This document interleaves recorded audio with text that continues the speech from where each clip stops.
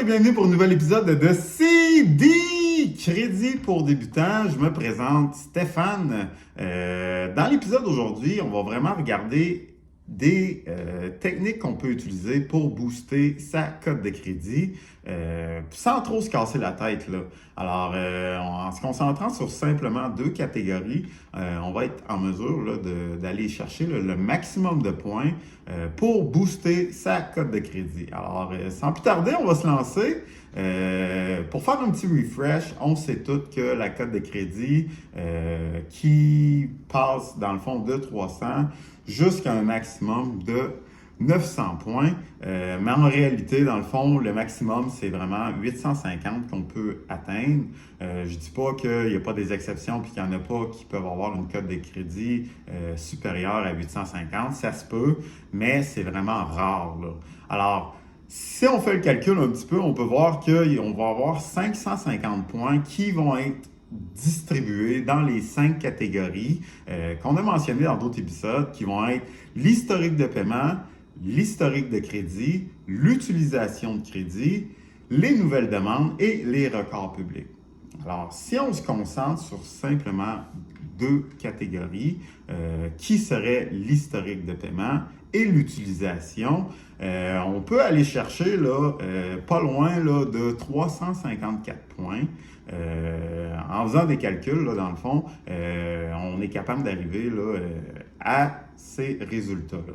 Alors, si on commence avec l'historique de paiement qui compte pour 35%, qui équivaut à 192 points. Pour commencer, dans le fond, qu'est-ce que je vous dirais de faire? C'est vraiment d'aller sortir son bureau de crédit.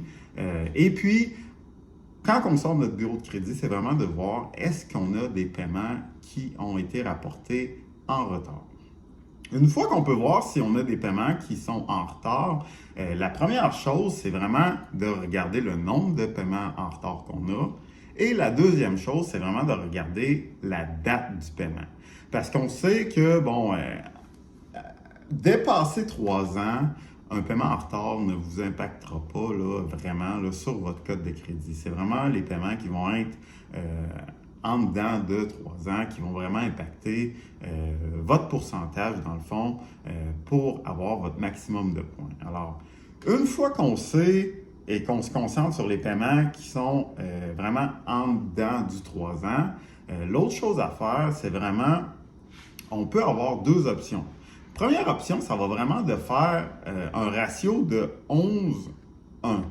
Le ratio de 11-1, dans le fond, qu'est-ce que ça va faire? C'est que pour neutraliser, dans le fond, un paiement qui va avoir été rapporté en retard, c'est vraiment de faire 11 paiements à temps dans la même catégorie. Alors, exemple, si j'ai un paiement en retard sur une carte de crédit, alors pour le neutraliser, ça serait vraiment de faire 11 paiements à temps.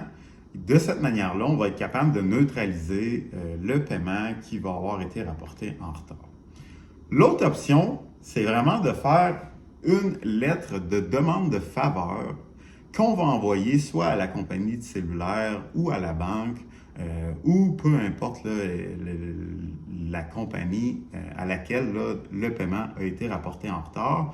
Puis c'est vraiment en expliquant que de bonne foi, que bon, c'était vraiment une situation unique que c'est arrivé et que présentement, la situation est résolue et puis que, tu sais, ça ne va pas réarriver et de demander à ce que le paiement en retard soit enlevé ou déclaré inactif. Alors, encore une fois, ça dépend vraiment, là, c'est un pouvoir discrétionnaire que les compagnies ont de, oui, vous l'enlevez ou de ne pas vous l'enlever, mais ça vaut quand même la peine d'essayer, ça ne coûte rien.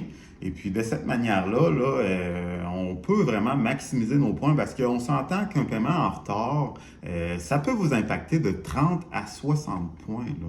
Alors, c'est pas à négliger. Et puis, de cette manière-là, on est vraiment en bonne posture là, d'essayer de maximiser nos points. Alors, l'autre catégorie qu'on va essayer de se concentrer dessus, ça va être l'utilisation. Alors, l'utilisation, tout le monde sait que l'utilisation, c'est vraiment d'utiliser 30% de notre crédit disponible.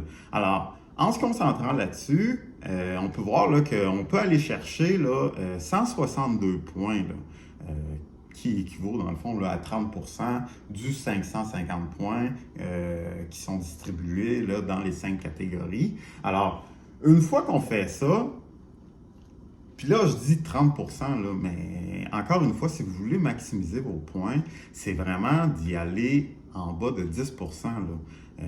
Parce que, comme on peut voir là, sur l'écran, moins de 10%, c'est vraiment là qu'on est en mesure là, d'aller chercher le maximum de points. Pour faire ça, dans le fond, c'est vraiment soit d'augmenter sa limite de crédit, ce qui est une bonne chose. Encore une fois, c'est faut que vous soyez discipliné, là. C'est sûr qu'il faut que vous vous connaissiez aussi. Si vous n'êtes pas capable de ne pas faire des achats une fois que vous voyez que vous avez du crédit disponible, ben, c'est à faire attention, là. Ça peut être à double tranchant, mais encore une fois, si vous voulez vraiment entrer dans la game du crédit, c'est vraiment la bonne méthode là, à utiliser, là.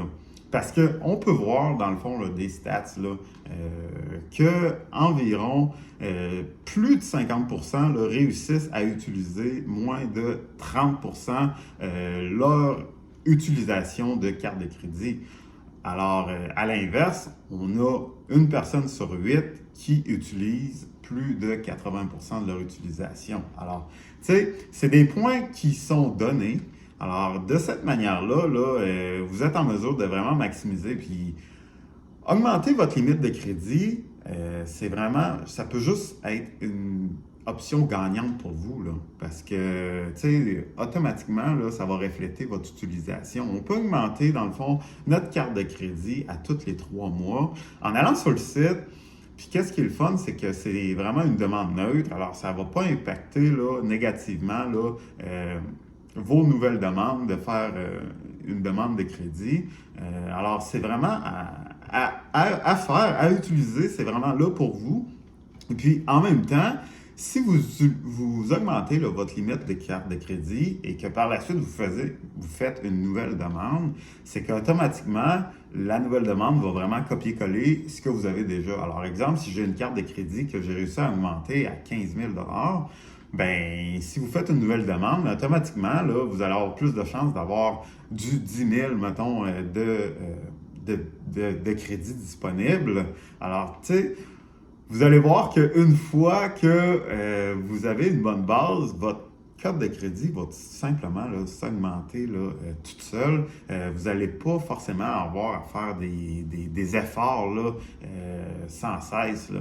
Alors, si on se concentre simplement sur ces deux catégories-là, c'est pas loin de 354 points que vous allez être capable d'aller chercher, là. Alors, automatiquement, ça va vous mettre aux environs de 650.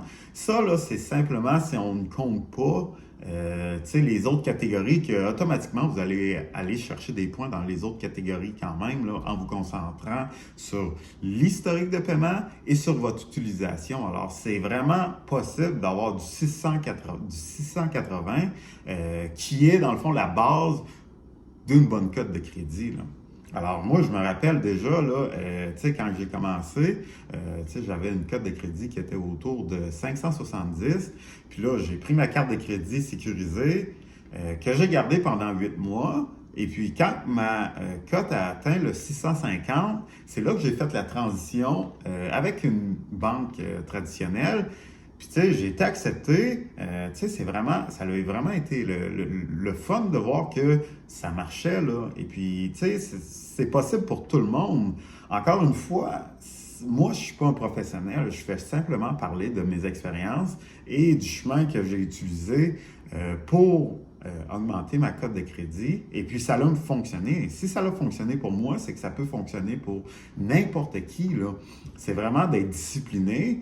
Et puis, par la suite, comme je dis, vous allez voir les résultats. Et puis, une fois que vous voyez que les résultats sont là, ben, ça vous pousse encore plus à être discipliné et de continuer là, à faire attention à votre code de crédit, puis de vraiment là, rentrer dans la game là, du crédit. Et puis, par la suite, c'est le fun là, d'être approuvé pour des limites qui sont plus grandes. Et puis,